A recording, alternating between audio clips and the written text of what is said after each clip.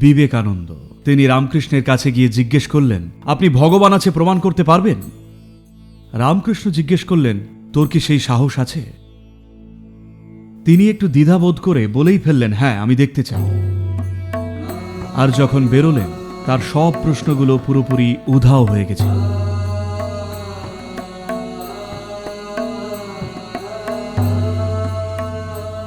আপনারা স্বামী বিবেকানন্দর কথা শুনেছেন।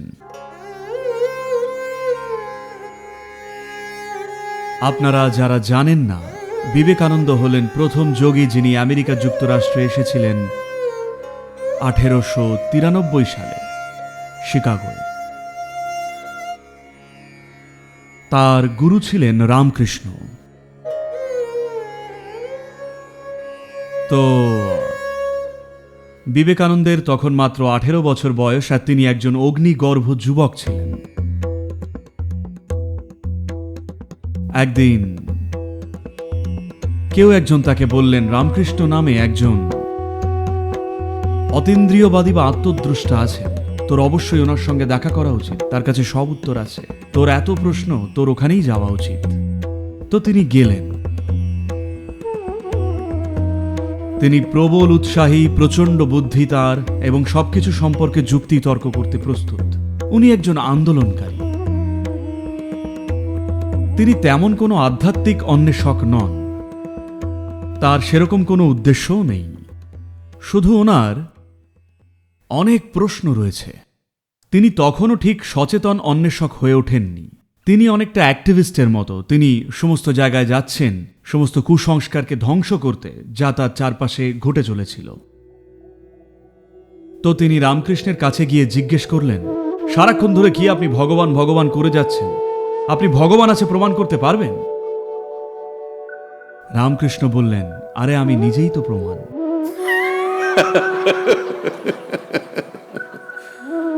তো এই কথাটা তাকে একেবারে অবাক করে দিয়েছিল। তিনি আশা করেছিলেন মাথা ঘুরিয়ে দেওয়া নানান রকম সব যুক্তির। রামকৃষ্ণ বললেন, আরে আমি নিজেই তো প্রমাণ, আমি এখানে আছি, এটাই তো প্রমাণ। এরপর তিনি আরো একটা প্রশ্ন করে বসলেন, আপনি কি আমাকেও অনুভব করাতে পারবেন? রামকৃষ্ণ জিজ্ঞেস করলেন, তোর কি সেই সাহস আছে? বিবেকানন্দ একজন খুব সাহসী মানুষ হিসেবে পরিচিত ছিলেন। তিনি একটু দ্বিধাবোধ করে বললেন, হ্যাঁ, আমি দেখতে চাই। রামকৃষ্ণ শুধু তার পাটা বিবেকানন্দের বুকে রাখলেন। তারপর কয়েক ঘন্টা ধরে সমাধি অবস্থা থেকে বিবেকানন্দ বেরিয়ে আসতে পারেননি।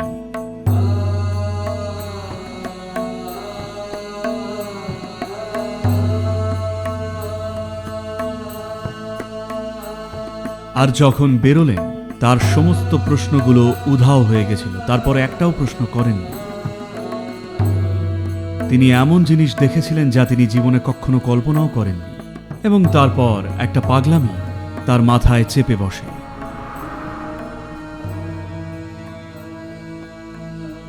রামকৃষ্ণ নিজে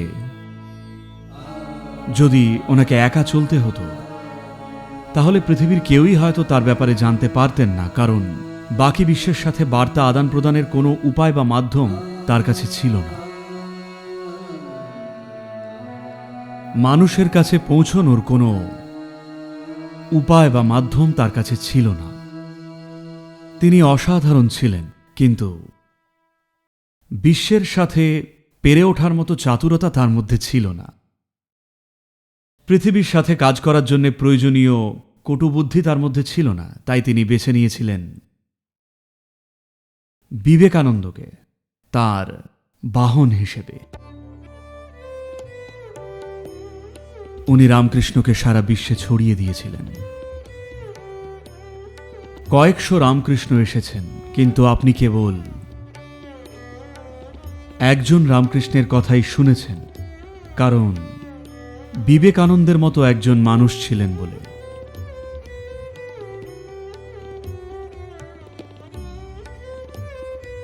প্রায় প্রতিটি ভারতীয় বাড়িতেই সাধারণত এই ছবিটা রয়েছে, হিন্দু সন্ন্যাসীর ছবি। কারণ প্রত্যেকে বিবেকানন্দকে অনুপ্রেরণা মনে করেন। তিনি একটা গোটা প্রজন্মকে অনুপ্রাণিত করেছেন। তিনি আজও লক্ষ লক্ষ মানুষকে অনুপ্রাণিত করে চলেছেন। কারণ তিনি এমনি এক উদ্যমী মানুষ ছিলেন। তিনি যা কিছু বলেছিলেন এবং তার জীবনের অল্প সময়ের মধ্যে যা কিছু করেছিলেন, তিনি খুব অল্প বয়সে মারা যান 39-এ। কিন্তু এই অল্প সময়েও তিনি প্রচুর মানুষের মধ্যে আগুন জ্বালিয়েছিলেন এবং একটা বড় প্রতিষ্ঠান তৈরি করেছিলেন যা আজও বিশ্বব্যাপী বিদ্যমান। রামকৃষ্ণ মিশন বিশ্বের প্রায় সর্বত্র রয়েছে। যখন আমি দক্ষিণেশ্বরে গিয়েছিলাম, কলকাতায়,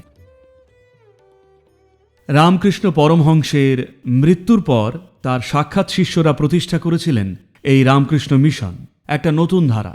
রামকৃষ্ণ তাদের কখনো সন্ন্যাসে বা অন্য কিছুতে দীক্ষিত করেননি। তিনি মারা যাওয়ার পরে এই শিষ্যবৃন্দ সিদ্ধান্ত নিয়েছিলেন যে তারা ওনার বার্তা প্রচারের জন্য নিজেদের জীবন উৎসর্গ করবেন। তারা একত্রিত হয়ে নিজেরাই সন্ন্যাস গ্রহণ করলেন।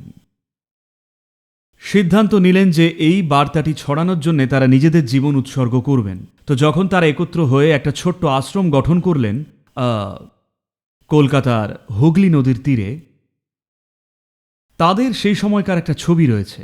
তারা দাঁড়িয়ে রয়েছেন এইভাবে, নদীর পাশে একটা ফটোগ্রাফ রয়েছে, কেউ তাদের ছবি তুলেছিলেন। আমাদের অবশ্যই এই লোকগুলোকে দেখা উচিত। এরাই পুরুষ, কেমন? তারা আগুনের মতো।